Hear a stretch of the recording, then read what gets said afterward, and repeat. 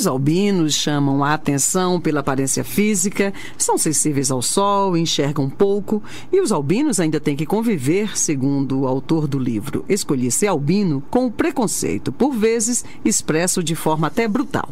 Escolhi Ser Albino, de autoria do professor Roberto Rilo Bíscaro, publicado pela Edufiscar, é um relato da trajetória de um albino que nasceu em um cortiço, mas atingiu sucesso profissional e acadêmico. O repórter da Rádio Fiscar, Ronaldo Castelli, conversou com o autor de Escolhi Ser Albino, Roberto Rilo Bíscaro. Acompanhe a entrevista. Hoje o assunto é o livro da editora Edufiscar, Escolhi Ser Albino. E para falar mais sobre o livro, tem aqui o autor da edição, que é o Roberto Rilo Bíscaro. Boa tarde, Roberto. Oi, boa tarde, Ronaldo. Tudo bem? Tudo jóia. Roberto, para começar, para quem não conhece o livro, né, Escolhi Ser Albino, conta pra gente um pouco o que é abordado, qual o tema do livro. Bem, em 2009 eu comecei um blog que se chama Blog do Albino Incoerente, que tem como finalidade despertar, né, suscitar discussões sobre o tema do albinismo, dentre outras coisas, mas principalmente o foco do albinismo, porque a gente não era muito bem representado no Brasil. Assim que o blog ele fez algum sucesso, participei de alguns programas de TV e tal, ele teve um bom reconhecimento pela mídia, ele despertou interesse de políticos, tudo. E aí, então, quando o blog já estava mais ou menos bem estabelecido, eu comecei o processo de escrever o livro, usando a minha história de vida, da minha família e a minha, para suscitar interesse, né, nesse assunto. Essa foi a gênese do livro, né? Ele é parte de um projeto maior, vamos dizer assim, que é do blog, que é de ativismo mesmo pela causa albina. O ponto central dele tem postagens bastante sobre albinismo, sobre histórias de pessoas com albinismo e tal, mas como eu sempre quis atrair um público leitor bem variado, né, porque ficar falando ou escrevendo só para albinos não ia ter muito sentido. Então eu também trato de música, ciência e tecnologia, TV, cinema, né? Mas basicamente o motivo do blog, ou a pauta central do blog, são temas relacionados ao albinismo. Mas tem até culinária nele, que é para atrair leitores, né? Eu traço a minha história de vida e um pouco da história da vida dos meus pais, né? Para que as pessoas entendam da onde que surgiu esse cara chamado Roberto Rilo Bíscaro. Então eu trato da história dos meus pais, né? Até a hora em que eu apareço no pedaço, até a hora que eu apareço na vida deles, e depois aí o livro obviamente fica centrado na minha vida. Essa é a espinha dorsal do livro, né? Uma autobiografia. Uhum. E então, de acordo com o livro, o senhor atingiu um sucesso profissional e acadêmico com reconhecimento no Brasil e exterior também.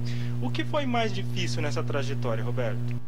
Olha, o mais difícil foi driblar a situação socioeconômica, porque eu venho de uma família bastante pobre, né? Minha mãe era empregada doméstica, meu pai era alfaiate e depois, posteriormente, foi feirante. Então, assim, foi driblar essas condições socioeconômicas que não foram fáceis, aliadas também a algumas limitações que o albinismo me impôs, né? Como a mais óbvia, não poder tomar muito sol, ou não poder tomar sol, e o problema visual, né? Eu tenho uma visão bastante baixa, 10% de visão em um olho e 15% no outro. Então, esses foram os percalços, vamos dizer assim, mais gritantes da trajetória. E aquele preconceito, que bullying que eu sofria quando criança, né? Isso está tudo relatado no livro, mas de uma maneira assim que beira o irônico também, para não ficar aquela coisa chata de chorar, né? Porque senão eu acho que desanda a massa, vamos dizer assim. Eu acho que aí desvirtua a ideia do livro de dar uma visão de proatividade, né? Uma noção de que mesmo com limitações, a gente é capaz de fazer coisas, né? Bacana o senhor ter falado dessa questão do bullying e do preconceito, porque muitas vezes falta conhecimento por parte das pessoas. As pessoas não sabem exatamente o que é uma pessoa albina, às vezes. Vamos aproveitar essa deixa. Explica pra gente o que é exatamente uma pessoa albina. Ok. Uma pessoa albina é uma pessoa que nasce sem um pigmento que se chama melanina. A melanina é a responsável pela cor, né, dos pelos, da pele, dos cabelos. Então a falta de melanina faz com que nós albinos sejamos assim totalmente vulneráveis com relação ao sol, né? A gente não tem proteção alguma com relação à radiação ultravioleta, e acarreta problemas visuais às vezes sérios, né? Alguns albinos que são praticamente cegos. Então, assim, em linhas bem gerais, é isso. E as pessoas têm pouca informação mesmo, até porque a escola, quando trata do albinismo, nas aulas de genética, eu sempre brinco que nas aulas de genética nós somos reduzidos a 2 letras As minúsculas, né? Os genes azinho, azinho, recessivos. E por mais importante que isso seja, obviamente, né, claro, às vezes as pessoas não sabem o que esse azinho, azinho, na verdade, significa, né? Que há vidas humanas ali por trás desse azinho, azinho. Quais são as principais formas de preconceito que as pessoas albinas têm? Como que chegam a essa questão do preconceito até ela? Certo. Os relatos que eu tenho, e mesmo as coisas que eu passei, elas começam muito na infância, na questão da aceitação da nossa aparência, que é bastante destoante, né? Bastante diferente da aparência prevalente no Brasil, que é de gente mais morena, ou enfim, de gente pigmentada, vamos dizer assim. Nós não temos pigmentos, então nós somos extremamente claros, né? Branquelos.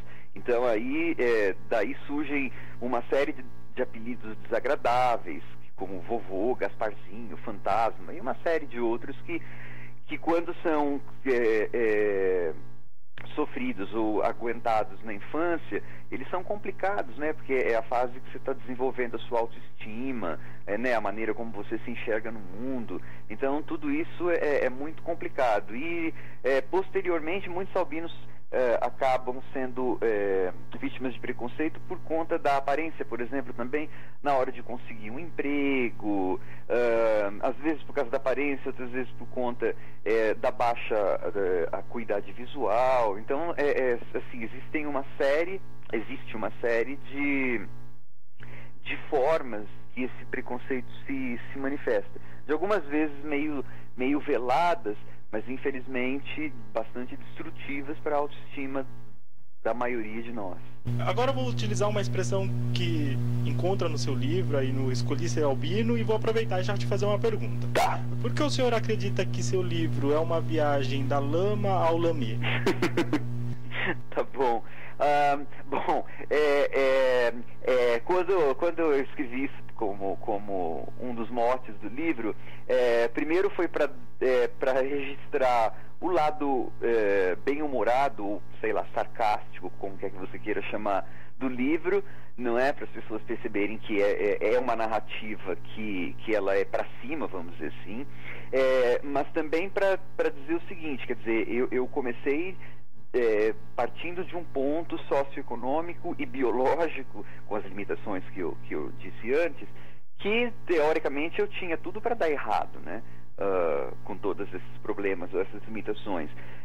Mas eu acabei me tornando um doutor pela USP, eu sou um professor do Instituto Federal de Educação, eu viajo sozinho pelo Brasil, para o exterior, e acabei indo para programas de TV e divulgar o blog, essas coisas assim. Então é nesse sentido que é a viagem da lama ao lamê, né? É uma brincadeira com as palavras para dizer que eu consegui reverter um quadro que em princípio era negativo para mim, né? Ou poderia ser negativo para mim. Bacana. Para encerrar agora, Roberto, tem alguma coisa que o senhor gostaria de falar, que não foi falado aqui? Suas considerações finais, por favor. Olha, eu quero agradecer a oportunidade, e eu quero, assim, deixar a experiência de ter escrito o livro e as reações, né, que eu tenho tido das pessoas. Eu criei uma página no Facebook que se chama Escolhi Ser Albino. Então, conforme as pessoas vão lendo o livro, elas mandam às vezes algum depoimento do que elas sentiram, tal. Tem sido muito positivo no sentido de que as pessoas, mesmo as não albinas, elas acabam se identificando com muitas partes da história. Então a gente acaba percebendo que, apesar das diferenças, vamos dizer, talvez até gritantes na aparência física, né? E aí gritantes eu quero dizer bastantes, né? Não que eu queira dar nenhum contexto negativo para isso, né? Uma visão negativa, mas a despeito dessas diferenças, muitas pessoas, pigmentadas ou não, acabam se identificando com o livro, com as histórias que eu conto ali, com as narrativas que eu conto ali. Então, assim, eu peço o apoio dos ouvintes para o livro, porque tá uma obra gostosa de ler, não é autoajuda e também não é aquela choradeira chata, né, que às vezes alguém poderia esperar. Não, ele vai só contar desgraça. Não, é uma coisa para cima, porque a ideia é somar, né, trazer coisas positivas e compartilhar mesmo essa ideia de diferença e inclusão com todas as pessoas, né, e suscitar, inclusive, questionamentos nos próprios leitores. Quer dizer, quais os limites que eu, que não sou albino e não tenho dificuldade visual, tenho, né? Quais são esses limites e como eu posso superá-los, como eu posso dar um passo adiante.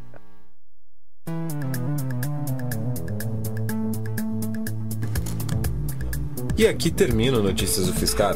Notícias do Fiscar tem edição de Simone Bezerra e Daniel Monteiro, supervisão técnica de Cristiano Amaral e Thiago Zepon. A equipe de estagiários de jornalismo é formada por Ronaldo Castelli e Nina Batistella. Na técnica hoje temos aqui no estúdio Thiago Zepon. Continue conosco na programação da Rádio Fiscar. Uma boa tarde e até o próximo Notícias do Fiscar amanhã, ao meio-dia.